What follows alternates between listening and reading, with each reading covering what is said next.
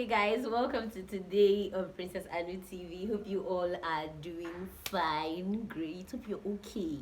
Let me know in the comment section. But just for you to know, today we're going to be discussing about the eligibility requirements for a private pilot license. That is, what are those requirements that you need to get eligible? Even if you've been flying for a long time, even if you don't meet all these requirements, you are not going to be eligible to get a private pilot license. And that's why even when we are having our check rides, that is what will qualify you for that license, before you do that check ride, the check ride instructor is going to ask you, okay, tell me, what are the eligibility requirements? And so there are 8 of them, and I'm going to be listing them here, and they are straight out from the regulations. I always had them copied out on my notes, and that's why, like, you have to have them even offhand, because they are going to be asking you. So even as I list them, do not copy them, because you are going to need them in your check ride. So, but in case you're new here and you don't know me, my name is PrincessAnu, and on this channel we talk about aviation, motivation, and adventure. And please, if you have not yet subscribed, trust me, you will not regret subscribing to this channel. You will not regret it. So do well to click on the subscribe button and click on the bell, so that whenever I post just anything, you will be able to see it. Let's dive straight into it. We have 8 requirements. Number 1 requirement is that you need to be 17 years old for you to be able to get a private pilot license.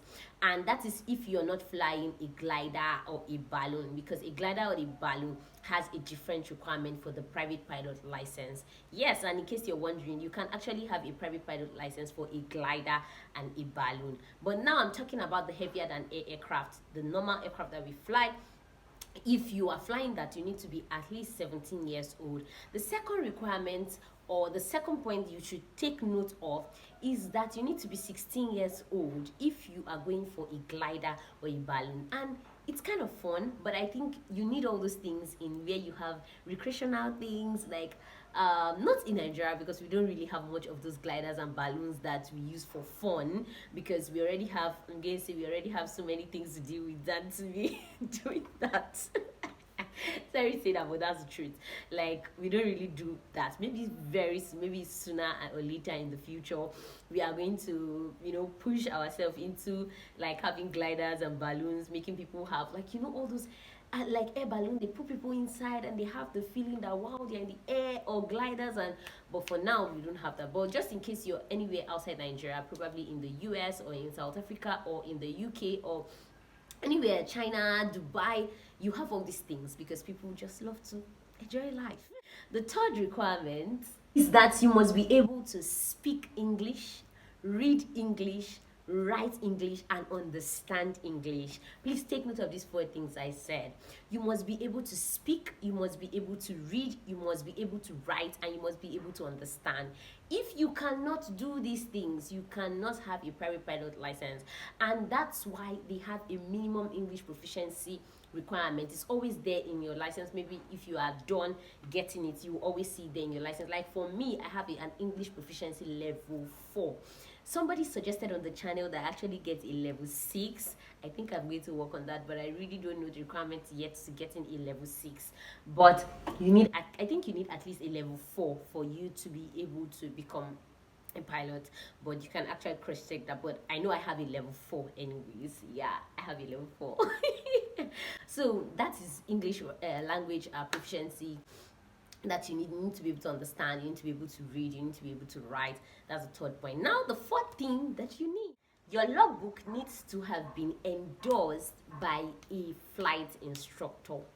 Yeah, your logbook needs to have been endorsed. That means you must have flown with an instructor that has said you have passed your, we do it like you have passed your PC, then you go for your check ride. So you need to have passed that.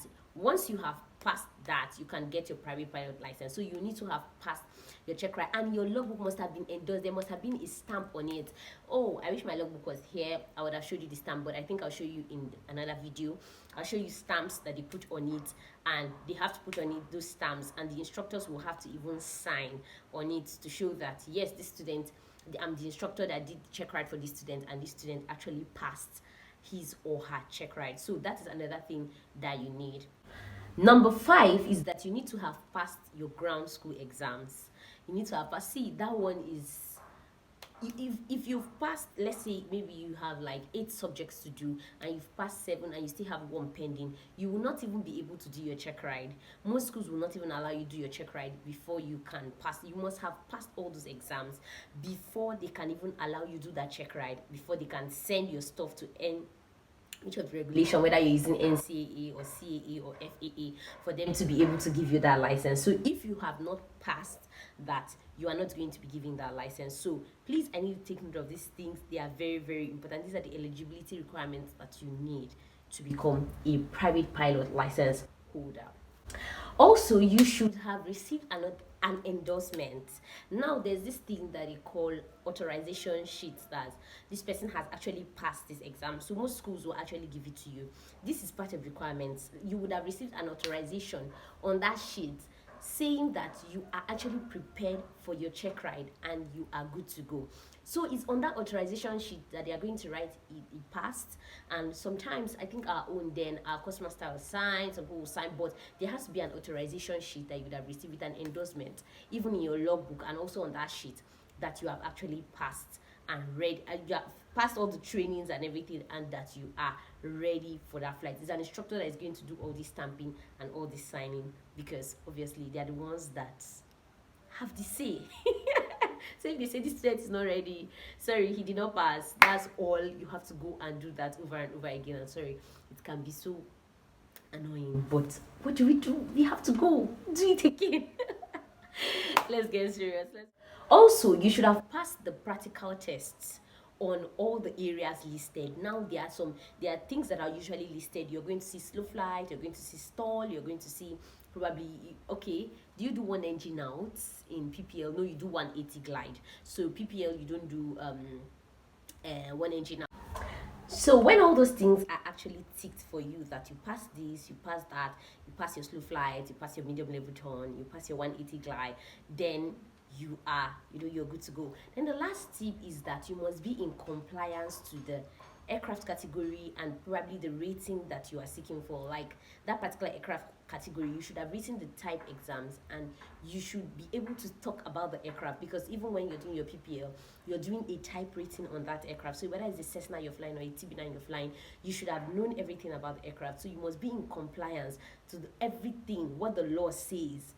As in, when you read NCA, let me not use NCAR because I don't want to be too direct to Nigeria, but when you read the regulations, there are things that are very, very specific. They say you must do this, do that, and that's why we have to pay attention to the law so that it doesn't catch up with us. So guys, these are the 8 requirements that you need to become a private pilot license holder. These are the eligibility requirements. So in case you're thinking of getting a private pilot license, I think you should consider looking at these things first, put them into consideration, look at them, cross-check what you have and what you don't have, and work on what you don't have so that you can be qualified as soon as possible. So guys, I'm always here, to help you with your challenges, especially as it concerns aviation and all that. So till I see you next time, just on the same channel, keep watching Princess Anu TV, and don't forget, stay safe, be happy, be fine, and live your best life. Till I catch you guys next time. Bye.